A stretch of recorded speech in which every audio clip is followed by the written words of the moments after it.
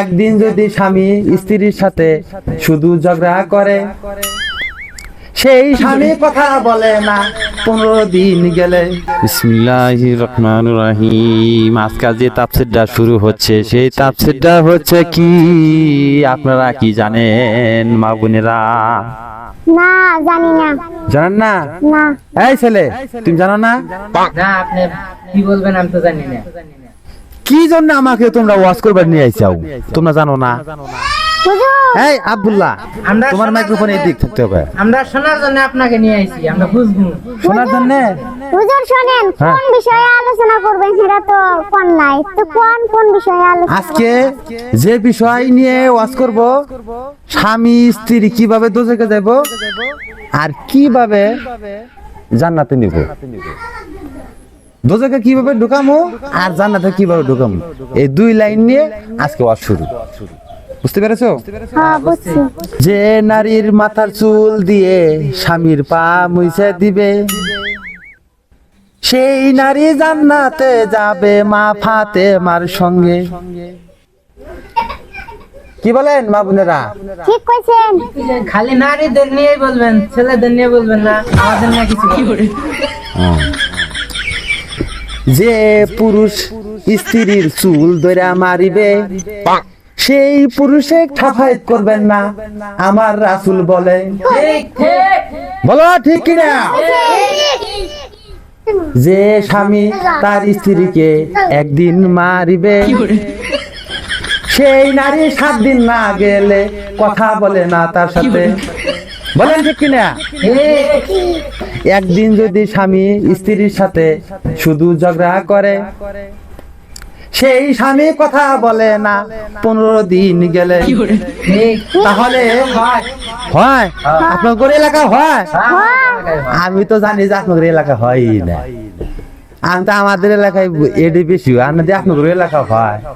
হ্যাঁ, আমাদের এলাকায় বেশি হয়। তাই নাকি? হ্যাঁ।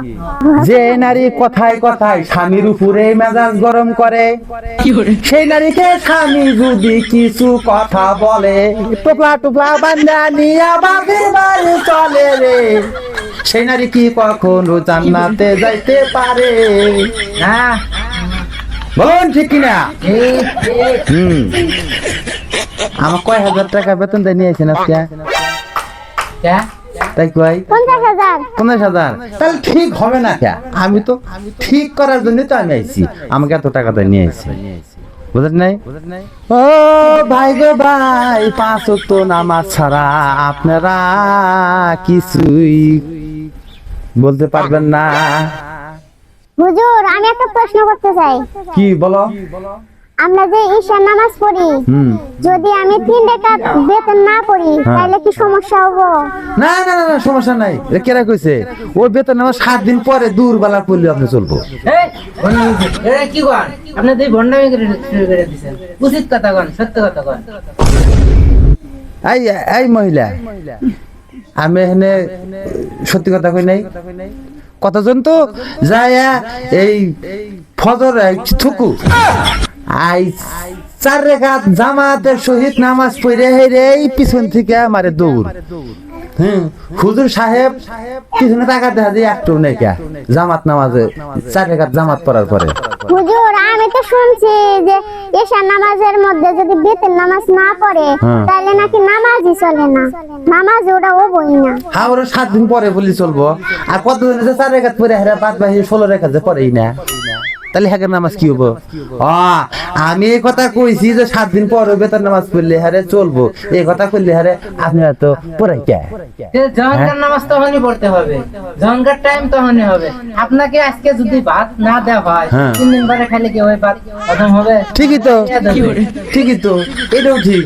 তাহলে ওই 4 রাকাত জামাতে হাতে নামাজ পড়ে হেরে যে দৌড় মারে আর বাদ বাকি নামাজ যে উপাস থাকে, ওটার কি হবে দেখুন? আর আমি তো পড়বার বাদ করি নাই। আমি কইছি 7 দিন পরে পড়লে চলবো। বুঝলেন না?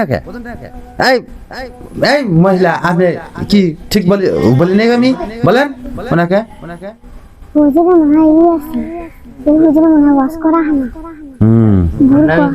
ভুল করতেছি। হুজুর একটা বন্ধু হুজুরের ওয়াসন মনে হয় রা আমরা দিয়ে বন্যাই শুরু হবে হুজুর যদি ভালো করে ওয়াজ করেন তো করেন, না যদি করেন তাহলে আমরা যামগা। এই, থাকো এই দর্শক উঠে যাবেন না, কিছু কষ্ট না কে থাকেন। আমি এখন গভীর ওয়াজ করবো, সেই ওয়াজ করবো।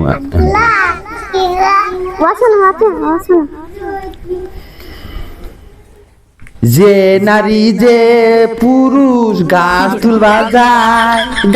তুলবা যায় মাইসের খেতে পেজ রসুন তুইলে আনে, সেই পেজ রসুন তুইলে আনে বাইজা খাই। তোমরা জানো কি জানো না, তারে কি আর ভুলে থাকা যায়। বক্ত সোনা কোনে গেল? হারাম দাদা, তুই তো আমার কিছু করলি না। আমি এখন ওয়াজ করবি কে বাকেরা? হন তুই আর আমি ওয়াজ করবো আজকে, তা কি কস? হ্যাঁ ভালো বা দর্শক জন নাকি সামনে আমি আলগায় বসে থাকি। আমি ওয়াজ করবো না, তুই থাক, আমি গেলাম গা। আমার চেয়ে আমার কিছু না যা।